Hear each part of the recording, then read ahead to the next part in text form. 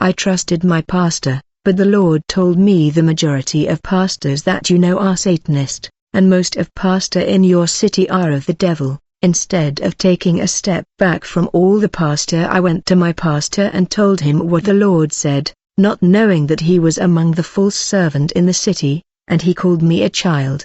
He was right. I lacked prudence and vigilance. Normally I should have taken my distance from him. I should have categorized all of them, but I behave as if my pastor was special, yet he was a high-level Satanist. False pastor makes sure to close the spiritual eyes of the members that have spiritual vision to stop them from uncovering their activity. I was hurt when I learned that my pastor was a witch. I told my husband I am sad and in tears to learn that our pastor is a Satanist.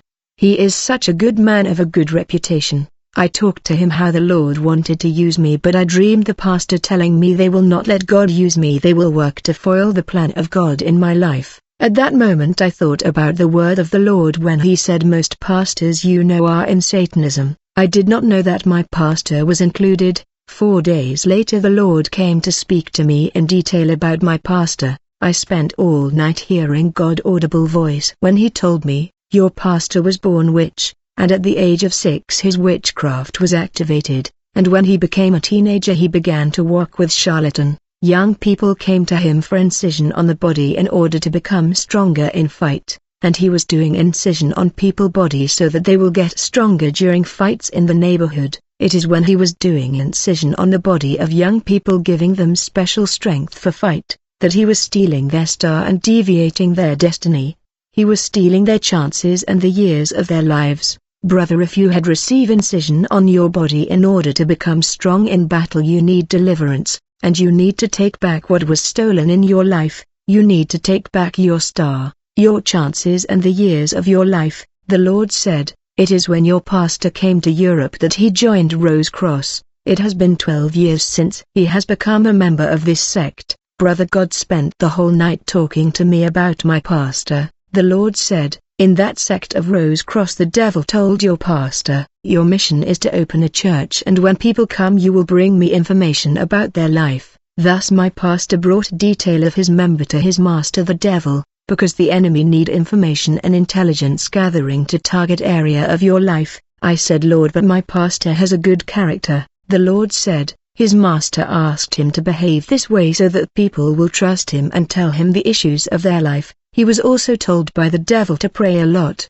but your pastor has sacrificed his first wife. Brethren, I was in terror when the Lord revealed this secret to me. I trusted and loved this pastor. Brethren, this encounter was not a dream. I was sitting there on the sofa and listening to the audible voice. When I wanted to go to pee, I said in myself, if I go to pee this encounter will end. The Lord read my mind and said, Adeline, stand up and go pee and come back because I am here waiting for you. When I came back, the Lord asked me, do you know why your pastor has sacrificed his first wife and devour her? I will tell you why he has slaughtered his wife in witchcraft, human sacrifice. Brethren, we are all aware that Pastor Marslow's wife is dead. We don't know why she is dead abruptly. Up to now the Lord has not spoken to me about it. People complain that Christians have become suspicious whenever someone die young. Brethren, death is a serious matter, therefore it is normal for Christian to ask question. To die is different from birth.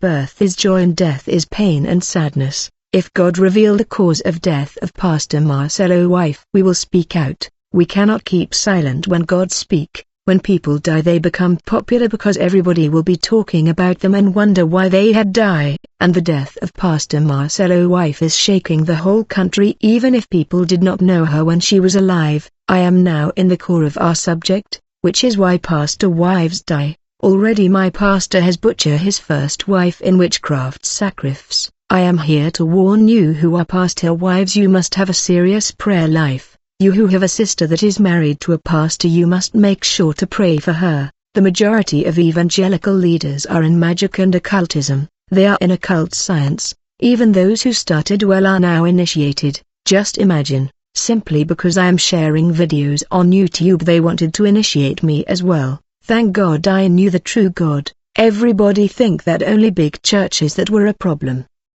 But in truth even pastors of little churches have become initiated in occultism. The fact that you preach the truth, they will come to tempt you to join secret order. Whenever a false prophet notices that a rising preacher is not in their camp, they will rush to lure him into occultism. Many pastors have become initiated because they have slackened in prayer. When they were not pastors they were praying a lot, but when they became pastor they developed complacency and they slacken in fasting and prayer. That's how the enemy is winning them easily. They are neglecting fasting and prayer and developing the desire of the wealth of this world. I already share how the Lord showed me Pastor Marcelo drinking human blood. The Lord said every Sunday after the service he'd drink human blood when he come back home. We still don't know if his wife's death is natural death or human sacrifice. I came here to explain to you why Pastor's wife died prematurely. The Lord told me, when your pastor arrived in Europe he loved his wife so much that he managed to get her wife to join him.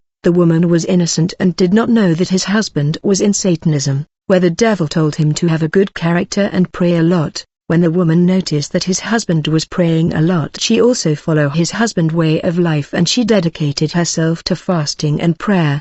The woman did not know that her husband prayed a lot in order to deceive people. Vigilance, as instructed by his leader the devil. At some point the prayer of the lady began to hinder the works of darkness of his husband. She became a danger for her husband, for the Lord said when pastors' wife pray a lot they become danger for their husband who are in occultism. In this scenario Lucifer's instruction is clear: either you initiate your wife in occultism or you offer her as a human sacrifice, for the woman cannot continue with these prayers. The marriage can continue only when the wife is initiated and has joined his husband in Satanism, but in case the wife refused to be initiated, the pastor will try to offer her as a sacrifice, otherwise divorce will happen. The Lord said in coming years many pastors will divorce their wife, for many of their wife will refuse initiation. God told me all this 10 years ago. The Lord said, but in case of your pastor the devil did not want him to divorce, he wanted him to be exemplary.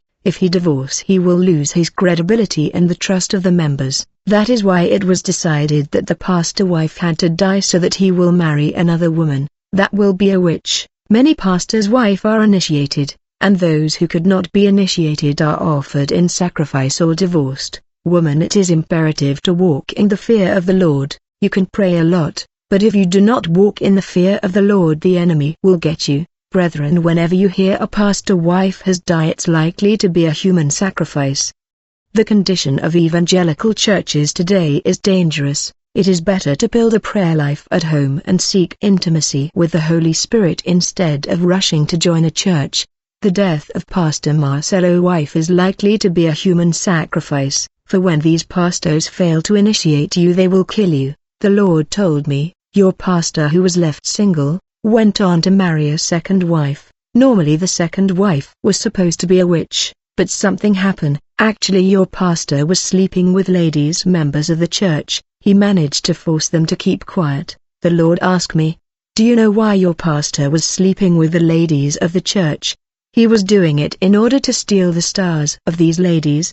He was telling them, we had sex, but don't tell anyone, you will ruin my reputation. All these ladies kept their relation secret. That's how your pastor went out with many women of the church. But this lady who had become his second wife said to him, you have been sleeping with me and you promise me marriage. If you don't keep your words, everybody will hear about what you have done to me.